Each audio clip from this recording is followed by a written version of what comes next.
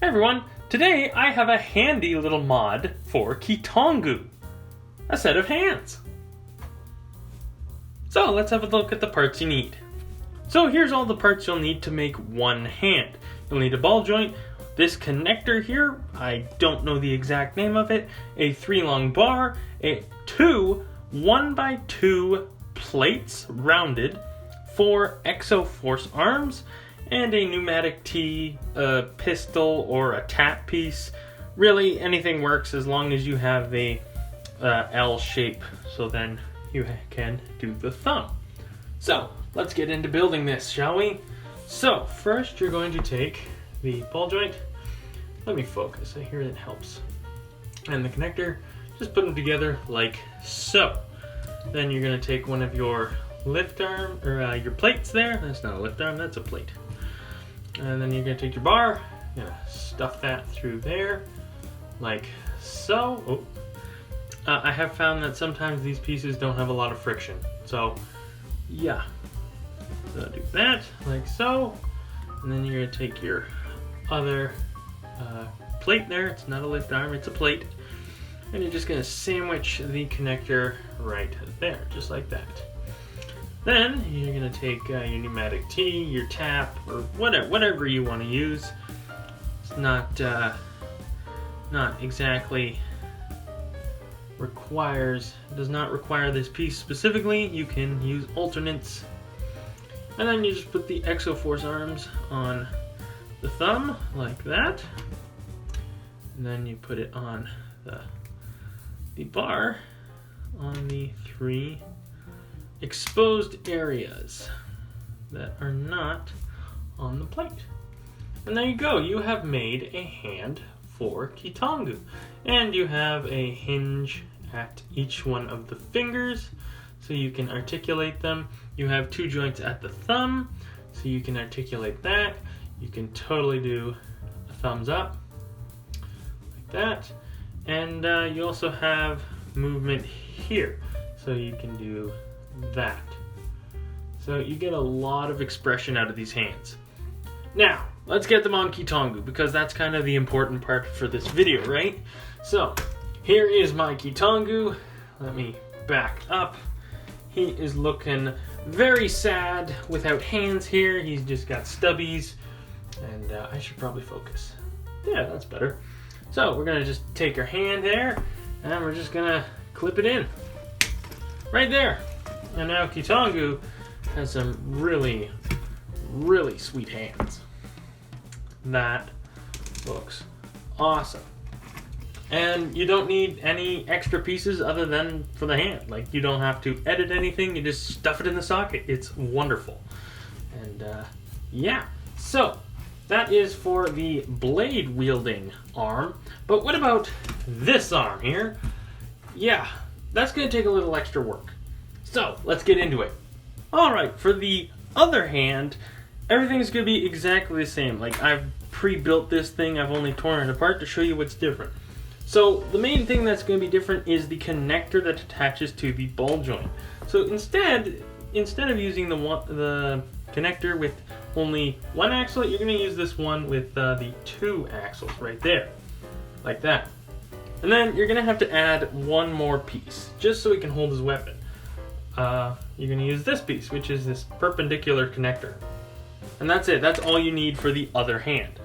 So building it is exactly the same, but you're going to have this axle here. Let me show you. You're going to have that axle there sticking in toward the palm, like so. And then we just put it back together as such. So yeah, just like that. I'll get into this piece in a little bit. So let's move up and let's bring in Keetongu again. Zoom out, focus, all that good stuff. There we go. So now we got to do a little work with Keetongu just to get him prepped and ready. So on this arm here, you'll notice that his weapon sticks through his arm. So first you're just going to slide it out and this bushing's just going to drop. You want that. Just like that. So the arm is now prepped and ready to accept a hand. And bingo! Look at that. He's got a sweet hand. Yeah, that looks really good. So, but the problem is now. Whoa. Now the problem is he's not holding his weapon, and it won't go in there nicely, and you can't get to spin. Like, it can go in there, but you can't get to spin. It'll collide with the hand, and it'll look really weird.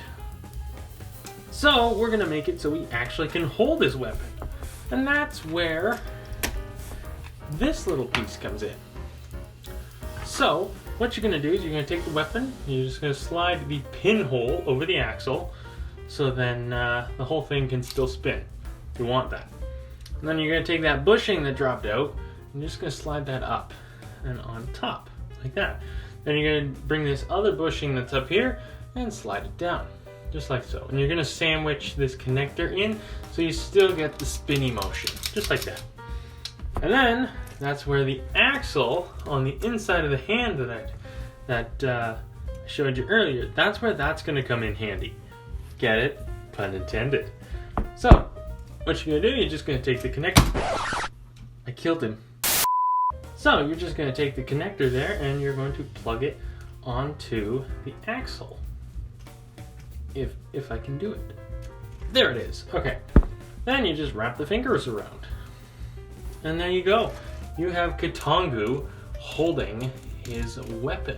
Just like that. And he looks mighty fine. He looks like an absolute monster now. Well, not monster, but he actually looks like a humanoid being. And they actually look somewhat like in the movie, which is kind of cool. So now that is Keetongu with hands, which is really nice.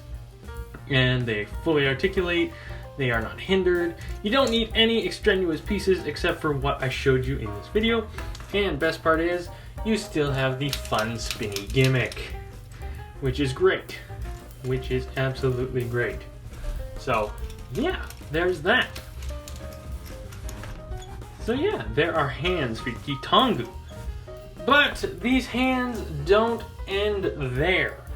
We can actually apply this same hand mod to Roodaka. So everything is going to be pretty much exactly the same. Let me focus. That's better. So the main assembly is going to be exactly the same. But the main difference here is you're going to replace the fingers with these clip pieces with the little bar and a little claw. And that's going to replace the Exoforce arms.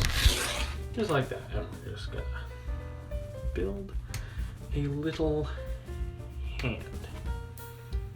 Like that. And you have all the same articulation. Let me move up so I have room. You have all the same articulation as I previously mentioned with Keetongu's hands, so that's really nice. And these look like her movie hands too, which are really good. Really good. So, unlike Keetongu, there's a little more prep work with Roodaka. So, we're going to apply this to this hand, or this arm. So first, I'm just going to remove her Roodaka spinner, and then I'm going to take this, stop spinning around. You're going to take this armor piece and bring it up to the top, just like that. Then, we're going to give her hand, of course. And ooh, that looks good. That is a nice hand. Then we're going to take her Roodaka spinner and we're just going to plug it on the underside of her arm. Like so. And this will not interfere with her hand, except when you want to use the function. It may collide with this bit here just because of the slidey bit. But other than that, it shouldn't collide. And if you want to use it properly, you just flip over the arm and go. So yeah, there's that. Now, for her weapon holding hand, things are a little different because this connector is shorter than this connector over here. So what we're going to do, we're actually just going to rip off her arm. Just like so. We're going to take this whole bit off and she can just go off to the side for now. So we're going to do the exact same thing we did with Keetongu. Pull out the weapon, drop the pin. I'll find that later. Anyway. Oh, never mind. There it is. Okay. So then you're going to take this, and we're actually going to replace it with the longer connector. So we're going to take these off, and you don't need that. You can get rid of that. So you bring in the hand again and the longer connector. I pre-built all this. It's exactly the same as Keetongu's weapon wielding hand, except everything's in black instead of dark gray. It looks nice. So we're just going to plug on everything here, and I put that on backwards, I think. I'm not entirely sure. Yeah, those are backwards. Like that. So everything will be the same. And then you just drop in her claw catcher. You put the bush on the bottom, bring down the other bush, and wrap her fingers around. Just like so.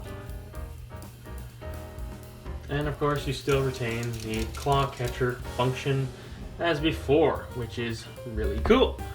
And then bringing Roodaka back in, we'll attach her arm now, and just like that. And there we go. She now wields her claw catcher properly. So yeah, that is pretty cool. Unfortunately, this mod does not work with Sidorak. He's just got something totally different going on here. So we'll get handsy with him some other time. So there you have very simple and easy mods for your Keetongu and Roodaka figures to give them very highly articulated hands. These hands are very easy to build, very easy to collect parts for, and give these two figures so much more expression. I highly recommend that you build these. They just do so much for these figures. Anyway, thank you for watching. Don't forget to subscribe so you can stay up to date with all my latest videos. And with that, I'm Legend, and I will see you all next time.